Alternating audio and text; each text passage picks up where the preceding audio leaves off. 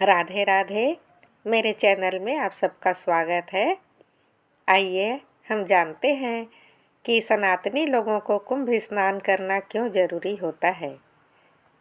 यह एक ऐसा इकलौता महोत्सव है या पर्व है जहाँ पर जनता को निमंत्रण नहीं दिया जाता है। तमाम सनातनी जो सांस्कृतिक या अध्यात्म से जुड़े लोग हैं वो बिना निमंत्रण के आते हैं। यह अद्भुत अलौकिक नज़ारा होता है, अपने आप में है, पूरे विश्व में एक पहला आयोजन है जो पूरी मानवता को दिव्यता प्रदान करता है, आत्म कल्याण की और चेतना प्रदान करता है। महाकुंभ की शुरुआत 13 जनवरी से हो चुकी है। इसका समापन 26 फरवरी को होगा।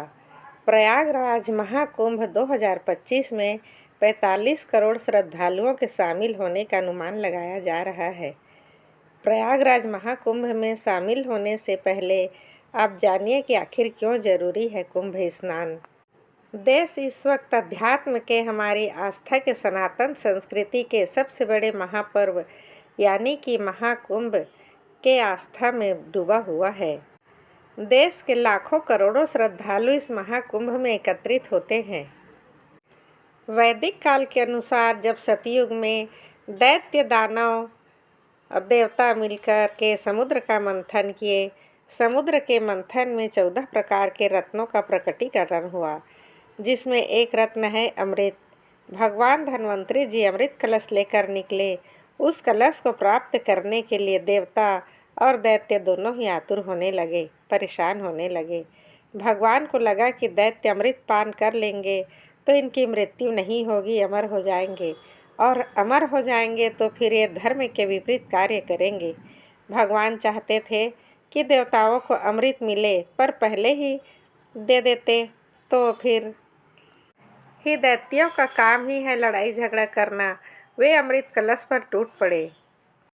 धन्वंतरी भगवान उस कलश को लेकर के भागे।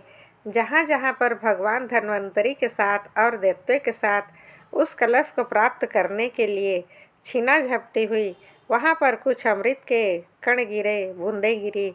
उनमें 4 स्थान हैं, तीर्थराज, प्रयाग है, हरिद्वार, नासिक और उज्जैन है। ये 4 जगह पर अमृत कण गिरे। उस अमृत को प्राप्त करने की जिस तिथि में, जिस नक्षत्र में अमृत कण गिरे, उसी के 12 वर्ष बाद उस स्थान पर वही नक्षत्र, वही संयोग प्राप्त होता है। तब उस स्थान पर महाकुंभ का आयोजन होता है। यह भी कहा जाता है कि यह पूर्ण कुंभ और महाकुंभ है, क्योंकि 4 प्रकार के कुंभ होते हैं: कुंभ, महाकुंभ, अर्धकुंभ, पूर्ण कुंभ। लेकिन कहते हैं कि 12 कुंभ का जब एक मेल होता है तब महाकुंभ बनता है। ये इसकी मान्यता क्या है, इसको कैसे समझे? महाकुंभ में देखिए, एक स्थान पर वैसे तो 12 वर्ष के बाद कुंभ पड़ता है। तीर्थराज, प्रयाग, हरिद्वार में 2 स्थान ऐसे हैं जहाँ अर्ध कुंभ ही होता है। ये दिव्य कुंभ है। माघ मकर रवि जब होई, तीर्थ पथ आवव सब कोई। जब भगवान भास्कर सूर्य मकर राशि में और बृहस्पति मेष राशि में प्रवेश करते हैं, तब तीर्थराज प्रयाग में यह कुंभ का आयोजन होता है। तीर्थराज प्रयाग में पतित पावनी भगवती माँ गंगा, यमुना और सरस्वती तीनों नदियों का संगम है, और गंगा के लिए कहा गया है, गंग सकल मुध मंगल मूला, सब सुख करन हरन भवसूला। जा में जनते बिन प्रयासा, मम समीप निर्मत पावे वासा। गंगा के आवाहन करने से जीवन के सब प्रकार के पाप समाप्त हो जाते हैं, संताप समाप्त हो जाते हैं, दुख दारिद्र्य समाप्त हो जाता है। यमुना के स्नान करने से जीवन में जो कुछ हमने गलत कर्म किए हैं, शरीर से, मन, वचन, कर्म से समाप्त हो जाते हैं। माँ सरस्वती के जल के आवाहन करने से हमारे जीवन में अविद्या समाप्त होती है। यहाँ तो त्रिवेणी संगम है, गुप्त सरस्वती है। सरस्वती हमें नज़र नहीं आती है। गंगा, जमुना, सरस्वती के संगम को त्रिवेणी संगम क्यों कहा जाता है? इसकी महत्व बाकी संगमों से ज़्यादा क्यों है? क्योंकि जहाँ जहाँ संगम पड़ते हैं वहाँ वहाँ तीर्थ बन जाता है। यहाँ तो 3 नदियाँ हैं, गंगा नदी, सरस्वती, यमुना नदी। नासिक में जाएंगे तो गोदावरी है, उज्जैन में शिप्रा है और हरिद्वार में गंगा जी है। यह संगम तो एक ही स्थान पर है, बाकी जहाँ संगम नहीं है। संगम माने होता है मिलन। यहाँ का स्नान होता है जीवात्मा परमात्मा से मिलकर प्राप्ति का मार्ग है। यमुना कर्म की प्रधानता का प्रतिपादन करती है, सरस्वती विद्या का प्रतिपादन करती है। तो हमारे जीवन में विद्या हो, ज्ञान हो, कर्म की स्वच्छता हो, हमारे जीवन में दिव्यता हो, ये तीनों एक ही स्थान पर प्राप्त करना है तो तीर्थराज प्रयाग है, जहाँ 2025 में पूर्ण कुंभ का आयोजन हुआ है। मैं आप लोगों से निवेदन करती हूँ कि आप एक बार यहाँ पर स्नान करने के लिए ज़रूर आइए। आपने 1000 गंगा स्नान किया है, कुंभ में एक बार गंगा स्नान करेंगे बराबर फल मिलता है।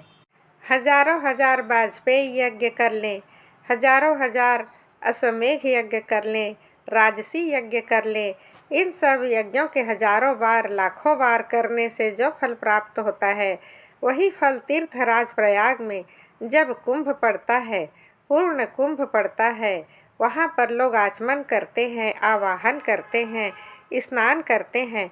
उस स्नान करने से हजारों लाखों यज्ञ करने का पुण्य प्राप्त होता है। भारत में कुंभ मेले की यह जो प्रथा चली आ रही है, यह सिर्फ कुछ दशक की नहीं बल्कि हजारों साल पुरानी है। ऋग्वेद जैसे प्राचीन ग्रंथों में समुद्र मंथन की कहानियाँ तो है ही, साथ में इसमें पवित्र जगह प्रयाग में स्नान पर्व मनाए जाने का उल्लेख मिलता है। इस उत्सव का वर्णन किया गया है, बल्कि इन पवित्र नदियों में स्नान करने के और अपने पाप धोने की प्रक्रिया को स्नान पर्व बताया गया है। सिर्फ हिंदू ग्रंथों में ही नहीं बल्कि बुद्धिज्म के पवित्र ग्रंथ मध्य निकाय में भी भगवान गौतम बुद्ध ने इस कुंभ मेले के बारे में लिखा है। रामायण में भी कुंभ मेला की बात कही गई है। किष्किंधा कांड में बताया गया है, जब भगवान श्री राम, सीता माता और लक्ष्मण जी वनवास में थे, तब वे ऋषि भारद्वाज के आश्रम पहुँचे थे। तब वहाँ पर ऋषि जी ने उन्हें कुंभ मेले के समय में वहाँ उज्जैन में जाकर उस स्नान पर्व में स्नान करने की सलाह दी थी। लगभग 2300 साल पहले, मतलब मौर्य काल के समय में, मेगास्थेनिस नाम का एक यात्री था जो भारत आया था। उसने अपनी किताब इंडिका में गंगा किनारे आयोजित किए गए एक बहुत बड़े मेले का वर्णन किया था, जहाँ पर हजारों की भीड़ में लोग स्नान के लिए इकट्ठा हुए थे। आप लोगों के मन में आया होगा कि इस कुंभ मेले में होता क्या है, इतनी ज़्यादा संख्या में लोग यहाँ क्यों जमा होते हैं। यहाँ पर आकर सबसे पहले तो शाही स्नान होता है, गंगा आरती होती है, हवन पूजन होते हैं, साथ ही साथ यहाँ पर पिंडदान भी किए जाते हैं। इसी के साथ इस मेले में बहुत सारे मठों के संत साधु भी आते हैं और यहाँ पर कई साधु संत ऐसे हैं जो भक्ति में कितनी ही शक्ति हो सकती है, इसका परिचय भी देते हैं। जैसे कि एक महाराज जो पिछले 8 सालों से लगातार खड़े हैं, उन्होंने प्रण लिया है वो कभी भी बैठेंगे नहीं और ना ही कभी सोएंगे। उनका शरीर उनका साथ छोड़ रहा है, लेकिन भगवान की भक्ति ही है जो उन्हें ताकत दे रही है, जिससे वे अपनी तपश्चर्या पूर्ण कर रहे हैं। नागा साधु हठ योग के जरिए अपना शरीर इतना मजबूत बना लेते हैं, उन्हें ना ठंड लगती है और ना ही गर्मी। हठ योग में योगासन, प्राणायाम, ध्यान, समाधि करके नागा साधु अपने इंद्रियों पर एक तरह से काबू पा लेते हैं और यह सिद्धियां हासिल करते हैं। ऐसे ही सिद्धि है एक प्रमोद गिरी महाराज के पास, जो हर दिन सुबह 4 बजे ठंडे पानी से नहाते हैं। उन्होंने शुरुआत सिर्फ 21 घड़े से की थी, लेकिन अब यह रोज़ सुबह 108 ठंडे पानी के घड़े से नहाते हैं। आवाहन अखाड़े के जो सचिव हैं गीतानंद गिरी महाराज जी, वह भी एक हठ योगी है। उन्होंने सालों से अपने सिर पर करीब 45 किलो का मुकुट पहन रखा है। तो महाकाल गिरी अद्भुत नाम के एक और हठ योगी हैं, जिन्होंने अपना बायां हाथ पिछले 9 सालों से ऊपर उठाया है। अब आप कहेंगे, यह जो नागा साधु हैं, ये ऐसा हठ योग करके अपने शरीर की मजबूती क्यों बढ़ाते हैं? यह करने के पीछे उनका उद्देश्य क्या है? तो उस पर उनका यह कहना है कि वह हठ योग से शरीर मजबूत बना करके वे सनातन धर्म की सेवा कर रहे हैं, अपने शरीर को मजबूत बना रहे हैं और जब भी धर्म को उनकी ज़रूरत होगी वह हमेशा तैयार रहेंगे। मैं सभी सनातनियों से एक बार और निवेदन करती हूँ कि आप सब इस महाकुंभ में स्नान करने के लिए ज़रूर आएँ। यदि आप इस चैनल पर नए हैं तो प्लीज़ सब्सक्राइब कर दीजिए, लाइक कर दीजिए। आपका दिन शुभ हो, मंगलमय हो। राधे राधे।